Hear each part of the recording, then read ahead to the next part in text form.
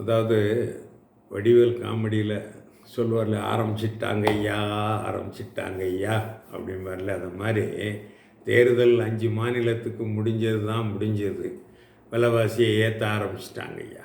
ஆமாம் ஆமாம், இனி அவங்களுக்கு இனி 2 வருஷத்துக்கு கவலை இல்லை. அடுத்தால இனி ஊபி எலெக்ஷன் அடுத்தால வருது 8 மாதத்தில். அது வந்தாலும் அந்த ஊரை பற்றி பிரச்சனை இல்லை, அவங்கள ஈஸியாக ஏமாற்றி இவங்க ஜெயிச்சிருவாங்க. அது ஒன்றும் பெரிய கஷ்டமான விஷயம் இல்லைன்னா அவங்க நினப்பு. ஆனால் மக்கள் என்ன முடிவெடுப்பாங்க, எந்த நேரம் என்ன நடக்குங்கிறது இறைவன் கையில் இருக்குது. ஏன்னா ஒரு வெங்காய விலை தான் டெல்லி தலையெழுத்தையே மாற்றிச்சு. அதை மோடி அவர்கள் நினைவு வைத்திருக்கிறாரா என்று தெரியவில்லை. இப்போது எரிவாயு சிலிண்டர் விலை வியாபாரத்துக்கு இருக்குது இல்லையா, அதை ஏற்றினது, அது கிட்டத்தட்ட 1000 ரூபாய் ஏற்றின பிறகு இப்போ நான் பெட்ரோல் விலையை ஏற்ற ஆரம்பித்தார். இன்னும் ஏறும்னு சொல்கிறாங்க. அதான் அதில் விஷயம். இன்னும் ஏறுவதற்கு வாய்ப்பு இருக்கிறது சொல்கிறாங்க. அவர் பாட்டுக்கு ஏற்றுறதுக்கு ஆர்டர் போட்டுட்டு இவர் 5 நாடுக்கு சுற்றுப்பயணம் போயிட்டார். உலக சுற்றும் வாலிபன் உலகத்தை சுற்ற ஆரம்பிச்சிட்டார். இன்றைக்கி நெதர்லாந்து போயிருக்காராம். அப்படியே யுஏஇ அப்படி அங்கே எங்கேன்னு சுற்றிட்டு வர ஒரு 5 நாடுகளுக்கு. அவருக்கு என்ன மைனர், அவர் மைனர் தானே. உலக சுற்று வாலிபன் சுற்றிக்கிட்டே இருக்கார்.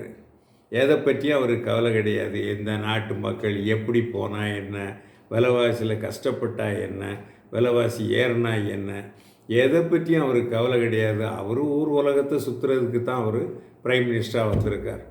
இந்த நாட்டினுடைய பிரதமராக அவர் வந்ததனுடைய நோக்கமே உலகத்தை சுற்றுவதற்குத்தான். அதைத்தான் அவர் செய்து கொண்டிருக்கிறார்.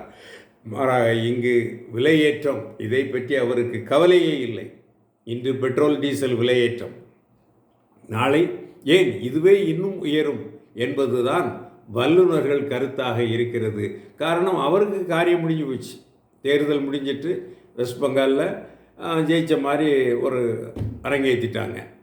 அது உண்மையாக பொய்யாங்கிறது அந்த ஆண்டவனுக்கு தான் வெளிச்சம். என்ன ஆக போகுதோ இந்த நாடுங்கிறது நமக்கு தெரிய மாட்டேங்குது. ஆனால் இது ரொம்ப நாளைக்கு நீடிக்காது. திருவாளர் மோடி அவர்களே, இது ரொம்ப நாளைக்கு நீடிக்காது. பொய்யும் புரட்டும் துணையாய் கொண்டு பிழைத்தவரெல்லாம் போனாங்க என்று தான் பாடல் இருக்கிறது. அதனால் பொய் ரொம்ப நாளைக்கு நிலைக்காது. கவனமாக இருங்கள். கொஞ்சமாவது மக்கள் நிலைமையை எண்ணி பாருங்கள் என்பதை சொல்லிக்கொள்கிறேன்.